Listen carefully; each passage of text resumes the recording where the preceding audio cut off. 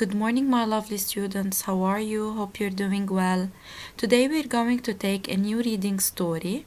The title of our reading story is At the Beach. I want you please to open your reading books on page 176 to follow up with me. The concept talk of our story is honesty. Why is honesty important? When you're honest about something, it means you're telling the truth. You're not lying. So you're being honest. Why do you think honesty is important? Think about this question and look at each picture on page 176 to discuss each picture together. What is the woman in the courtroom doing? What do you think she's doing? She's raising her hand. What is she saying? She's probably taking an oath to promise that she'll tell the truth. She will not lie and say the truth or tell the truth. The second picture. Why is it important to be honest when you talk to the police officer? Why do you think you shouldn't lie? Because the police officer needs to know the truth, or he won't be able to do his job or stop a crime.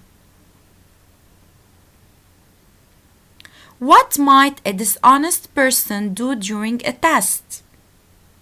What might you do if you're in a test? And if you're dishonest, it means you're not honest with yourself. He might look at another student's paper. It means he might cheat. After the concept talk, we're going to take the new vocabulary words of our story. I use these vocabulary words in meaningful sentences, and we're going to use contextual clues to find out the meaning of each word. The first sentence. Algae are living things that make their own food. Algae, a group of living things that can make their own food. They're kinds of plants, and you can see them in the picture above. Number 2. Lots of creatures are concealed in that underwater forest. When something is concealed, it means it's hidden. Number 3. Jack and Rose found a small driftwood that supported only Rose. Driftwood, wood carried along by water. A piece of wood that is carried along by water, and it's seen in the picture. Number 4. The old man is sleeping in a hammock hanging between two trees. As seen in the picture, a hammock is a hanging bed made of cords, and usually we hang it between two trees. Number 5. After failing my test, I lamented my bad habit of daydreaming and not paying attention in class. Lamented means showed grief or anger or a trouble. Number 6. Strange animals such as crabs and sea urchins live in the sea. Sea urchins, small round sea animals with spiny shells. This is a picture of a sea urchin. Number 7. The teacher said sternly, "Stop talking and follow with me." Sternly means strictly. Number 8.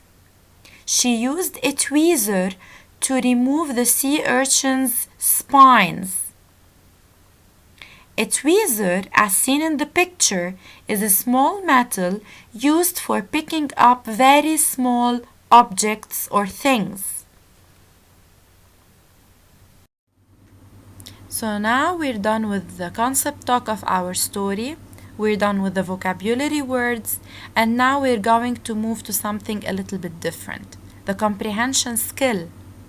The comprehension skill in our story is compare and contrast. Now I want you please to look at the two pictures and tell me how are they similar and how are they different. In other words, when you compare, you tell how things are the same, and when you contrast, you tell how things are different. You know that before you talk or write about a certain topic, you should organize your ideas. In a compare and contrast, you use a Venn diagram to organize your ideas. The Venn diagram is seen in front of you right now. It is composed of two circles. In the middle part, you always write the similarities of the two things you're comparing and contrasting.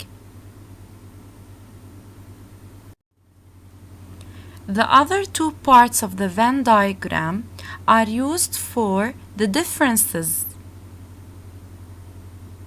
Let's see a tree in winter. It was the first picture in the previous slide. As you can see, the tree has no leaves, no fruits. Birds don't build nests, and the tree has the brown color only. On the other hand, a tree in summer has green leaves. During summer, trees produce many fruits. Birds come to build nests on the trunk. Let's go to the similarities, and we write it in the middle part. Both are plants, both have trunks, and both have roots. Now I think you have a very clear idea how we compare and contrast. When we compare and contrast, it's generally between two things. When we compare, we look to see what's the same about the two things. The more related to each other the things are, the more there is to compare. On the other hand, contrasting is the opposite of comparing. When we are contrasting, we are looking at the differences in the two things. So when we compare, we tell how things are the same, and when we contrast, we tell how things are different. There's something very important you should know, that when you compare and contrast, you use some signal words. When we're comparing, we tell how things are the same or how they are alike. You can use words such as same, the same as, similar, similarly, also, too, as well as, likewise, both. When we contrast, we tell how things are different. You can use words such as but, however, while, on the other hand, different, difference, differently, like, although, even though. I want you please to concentrate on the following things that I'm telling you, because we're going to start our writing next week about compare and contrast. Make sure to understand and to review everything mentioned in this video. So my students, your homework for Monday, April 6, 2020 is to study the vocabulary list that I'll send you on the WhatsApp group. And I want you please to do pages 109 and 111 in your notebook. We're going to correct them on Monday. Thank you and stay safe.